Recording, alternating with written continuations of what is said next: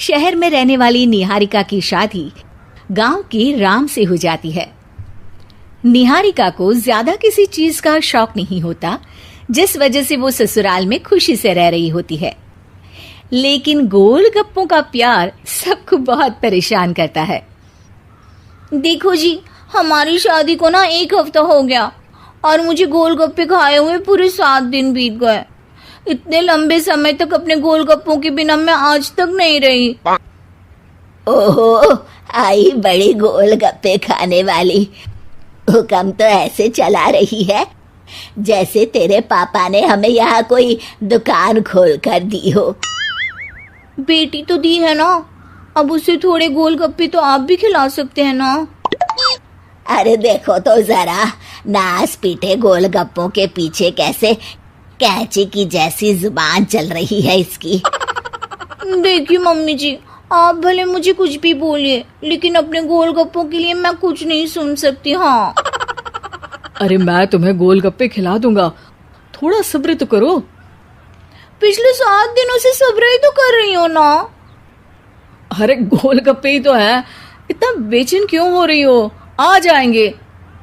सुनो जी, हम लड़कियां पति के बिना रह सकती हैं, पर गोलगप्पों के बिना नहीं, कभी नहीं।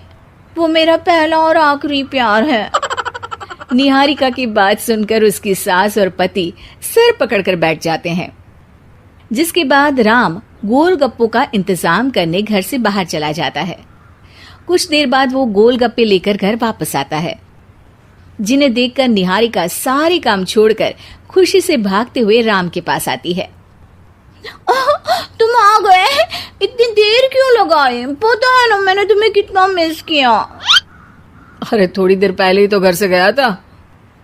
क्या तुम? अरे मैं तो अपने गोलगप्पों से बात कर रही हूँ, तुमसे नहीं। निहारिका का गोलगप्पों के लिए ऐसा प्यार देखकर राम हैरान रह जाता है। अब वो गोलगप्पों को प्लेट में अच्छे से सजाकर उन्हें खाने बैठती है, लेकिन पहला गोलगप्पा खाते ही वो गुस्से में प्लेट खिसका देती है। ये कैसे घटिया गोलगप्पे उठा कर ले आए? न पानी में स्वाद, न गोलगप्पों में। हाय हाय, महारानी के नखरे तो देखो, इन्हें गोलगप्पे में भी अलग अलग स्वाद चाहिए। ठीक है, आप लोग इस पर बहस मत शुरू कर देना, मैं ना कल दूसरी जगह से खरीद लाऊंगा, ठीक है? अगले दिन राम निहारिका के लिए गांव में दूसरी दुकान से गोलगप्पे खरीद कर लाता है, पर उसे वो भी पसंद नहीं आते।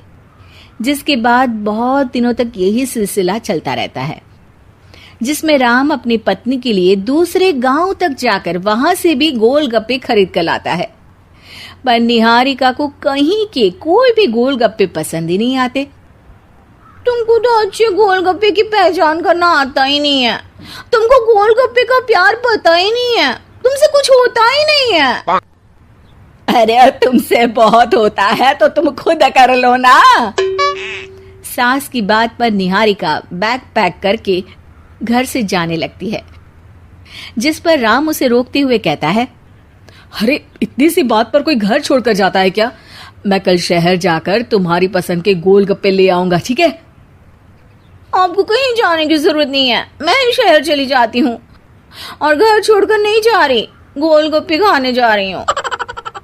ये कहकर निहारिका शहर में अपने पापा के घर चली जाती है, जहाँ पर वो सुबह के नाश्ते से लेकर रात के खाने तक में मन और पेट भर कर गोलगप्पे खाती रहती है, जिससे उसकी तबीयत खराब हो जाती है और उसे अस्पताल में एडमिट करना पड़ता है। फूड पॉइजनिंग है, जंक फूड बिल्कुल बंद करना होगा। लो, बहुत गोलगप्पे गोलगप्पे करती रहती थी, कर दिया ना गोलगप्पे ने बीमार। और खाओ अब। माँ, इसके बारे में हम घर जाकर बात करेंगे।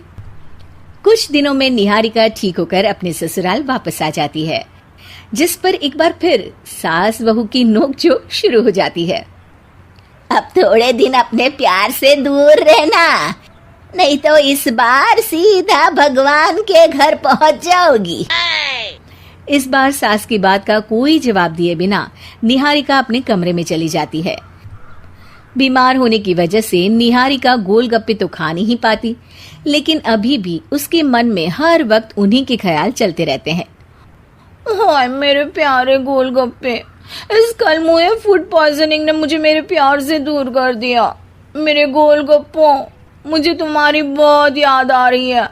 अगर मैंने तुम्हें खाया तो मम्मी जी तानों के ही गोलगप्पे बनाकर मुझे खिला देंगी।